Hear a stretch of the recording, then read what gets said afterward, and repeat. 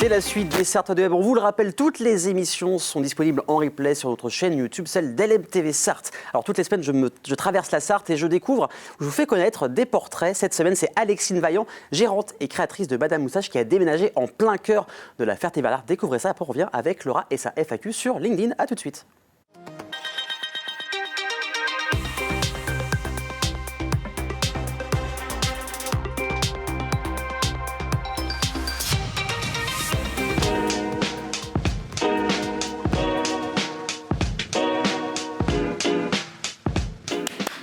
Donc Alexine Vaillant, créatrice du salon de thé brocante à La Ferté-Bernard, Madame Moustache, donc dans son nouveau décor pour les Sartois du Web.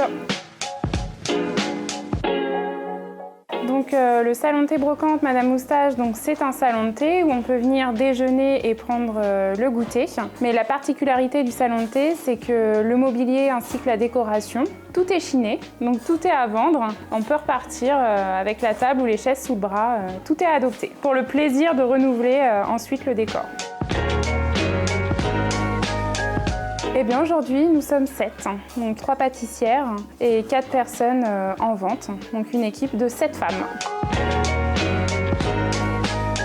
C'est le pur des hasards en fait, à chaque recrutement c'est une jeune femme qui postule. En toute objectivité, je ne reçois pas de candidature d'hommes, mais voilà, pour l'instant, équipe 100% féminine. Chez Madame Moustache, donc tout est fait maison, tout est frais et du matin. Donc on travaille principalement avec des producteurs locaux en circuit court, avec des matières premières de qualité. Pour les déjeuners du midi, donc on a une carte restreinte de salé. Toutes les semaines, un velouté et 3 plats salés. Chaque nouvelle semaine égale un nouveau menu en fait. On a également une grosse partie sucrée. Tout est également fait sur place, maison, par notre équipe de pâtissières. C'est disposé sur le comptoir à gâteaux, comme on dit chez nous, et tous les jours, ça change. Il y a toujours entre 8 et 10 choix différents. Donc c'est pour goûter sur place ou emporter. Effectivement, il y a un produit best-seller, c'est le chocolat On ne le tient pas, qui est à base de chocolat, part très très vite, que ce soit en pâtisserie, mais également pour la boisson. En fait, on est un salon de thé, mais notre particularité, c'est de faire un chocolat chaud maison. Les journées où il fait bien froid, on en prépare des litres et des litres.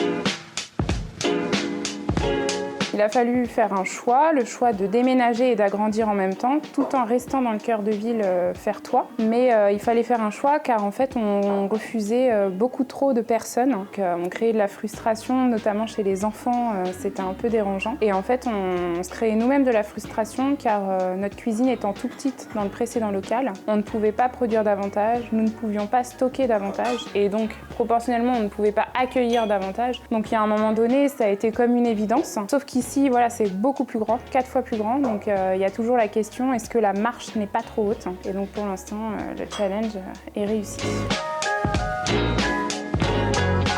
Alors quand j'ai su que ce bâtiment était à vendre, d'une part l'architecture extérieure est magnifique, donc je trouvais que ce local, cet emplacement se suffisait à lui-même, puisqu'il suffisait juste de le sublimer par des végétaux, mais l'architecture extérieure était déjà magnifique. Et puis l'emplacement, de gagner un peu plus de visibilité par rapport à la place de l'église, ça m'intéressait. Et puis le potentiel de terrasse, avec le mail, les arbres, c'est magnifique, donc un gros coup de cœur.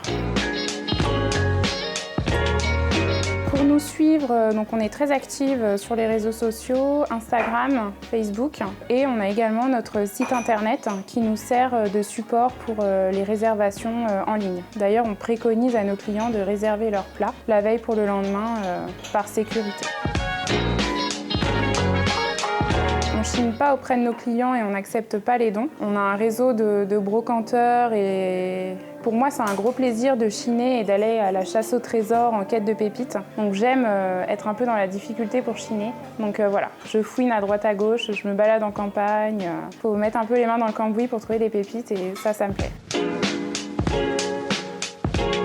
Il y a eu l'agrandissement et le déménagement de Madame Moustache et en même temps on a ouvert une friperie vintage dans notre ancien local, dans la rue Piétonne, que j'affectionne particulièrement et j'avais pas envie de le quitter. C'était mon premier commerce et je me voyais pas partir définitivement. Donc j'ai décidé d'ouvrir une friperie vintage qui s'appelle Épaulette.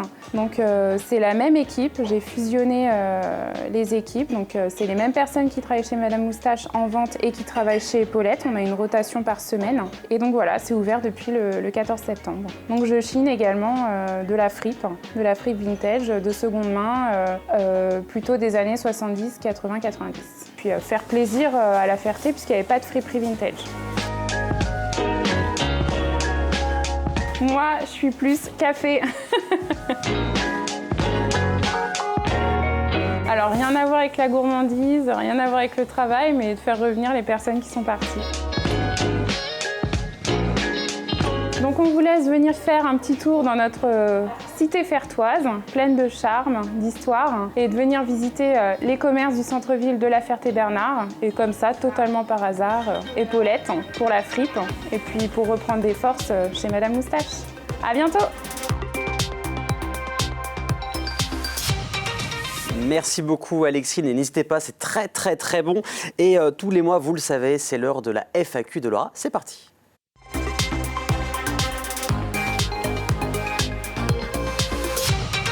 La FAQ des internets tous les mois et ce mois-ci, c'est sur LinkedIn. Salut Laura, comment vas-tu? Salut, ça va très bien, merci beaucoup. Donc voilà, tu es en visio parce que tu es en déplacement actuellement. Donc c'est vrai que ce réseau LinkedIn, on en parle depuis, ça a pris de l'ampleur depuis quelques années. Donc tu as eu plusieurs questions, tu en as choisi 4. Et on commence par LinkedIn, en fait, ça sert à quoi exactement? Oui, c'est un petit peu la question principale. Donc LinkedIn, en fait, ça a plusieurs objectifs. Ça peut vous aider à trouver du travail, si c'est ce que vous cherchez en ce moment même, donc par exemple en sortie d'études, etc. Mais la différence finalement d'une recherche de travail classique, c'est que sur LinkedIn, vous avez aussi la partie création de contenu, donc vraiment réseau social, comme on peut connaître sur Facebook ou Instagram, où vous allez créer du contenu pour, par exemple, développer votre réseau, ou si vous êtes une entreprise, créer du contenu pour trouver votre clientèle, améliorer votre visibilité, etc. Donc, il y a vraiment la partie recherche d'emploi, mais également, si vous êtes une entreprise ou que vous voulez simplement avoir un réseau professionnel, LinkedIn, c'est vraiment aujourd'hui la plateforme idéale, en fait.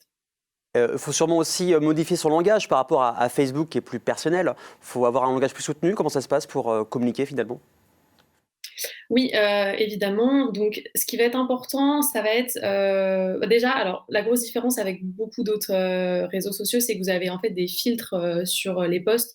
L'algorithme qui va ensuite regarder ce que vous écrivez est plus poussé, plus pertinent. Il y a une manière, il y a une qualité d'écriture qu'on attend dans le contenu qui est évidemment plus développée et vraiment différente de ce qu'on a ailleurs. Donc ça, c'est évident. Et notamment dans la création de contenu, c'est-à-dire la création de publications, il va falloir avoir finalement des références plus riches, un contenu plus riche.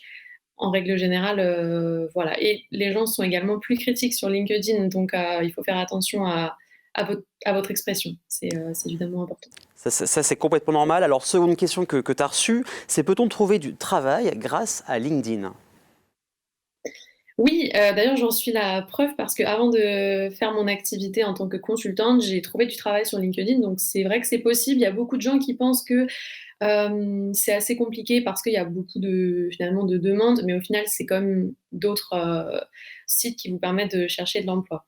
Il va falloir faire attention à 2 choses. La première, ça va être vraiment d'être assez spécifique dans les filtres que vous allez utiliser.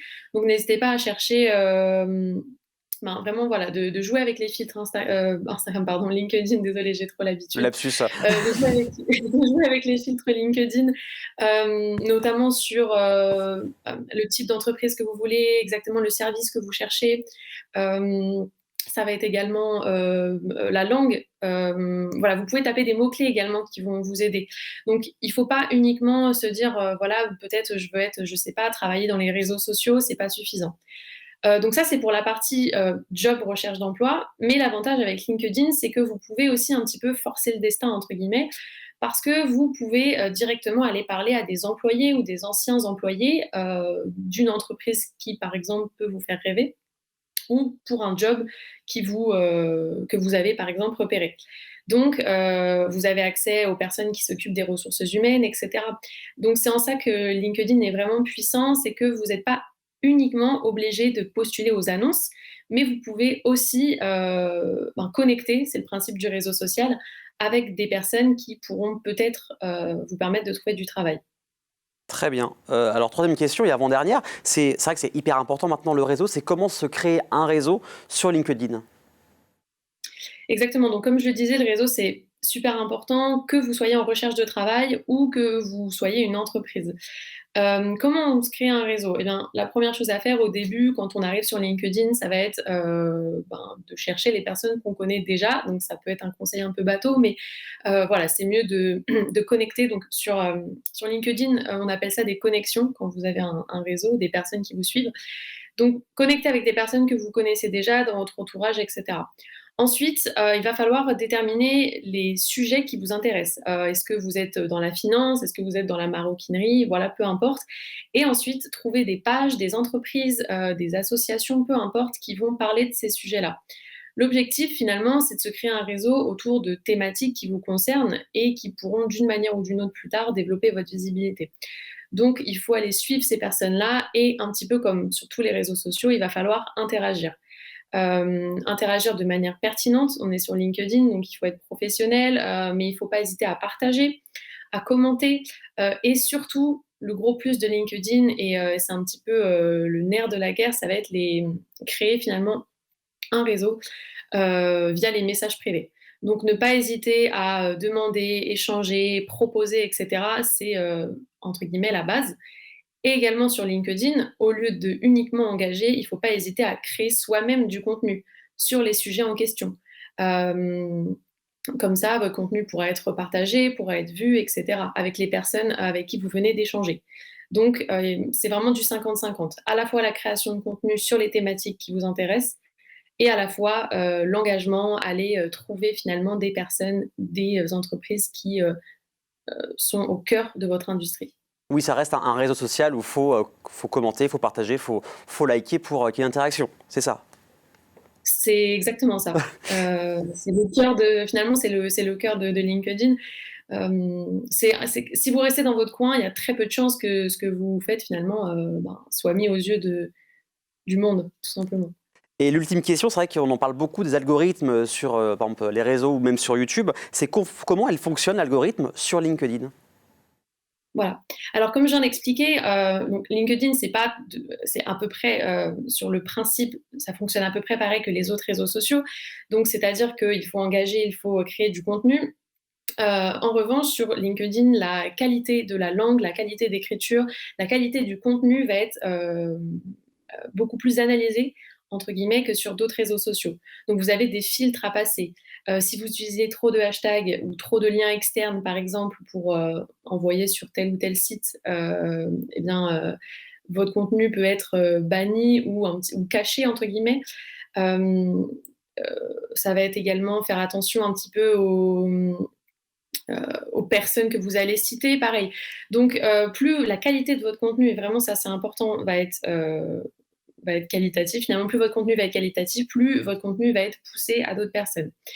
Dans un premier temps, votre contenu, il va être montré à votre audience finalement proche, c'est-à-dire les personnes qui ont interagi avec vous. Mais la grosse force de LinkedIn, et c'est la différence avec les autres réseaux sociaux, c'est que si par exemple quelqu'un décide de liker votre post ou de le commenter, les personnes qui sont en connexion avec cette personne, mais que vous ne connaissez pas directement, vont pouvoir voir également votre contenu. Et c'est vraiment la force du réseau, c'est ce qu'on appelle en fait le réseau secondaire. Et ce réseau secondaire, vous ne l'avez pas par exemple sur Instagram, vous l'avez de moins en moins sur Facebook, etc. Donc c'est vraiment la force du réseau secondaire de personnes qui vont finalement voir que votre contenu a été liké, etc. Euh, Également, chose importante sur LinkedIn, on ne crée pas du contenu toutes les heures ou plusieurs fois par jour comme sur d'autres réseaux. Il va falloir, voilà, comme d'habitude, favoriser la qualité et donc poster une fois par jour maximum. Ouais, pour éviter qu'il y ait vraiment un surplus de posts, contrairement, comme tu as dit, aux autres réseaux, c'est ça? Exactement, on est vraiment interdiction au spam sur LinkedIn. Eh ben, merci Laura, j'espère que ces informations vous ont plu. La prochaine FAQ, ce sera sur TikTok, un format un peu plus léger. En tout cas, merci Laura, et puis je te dis au mois prochain. Oui, très bonne soirée.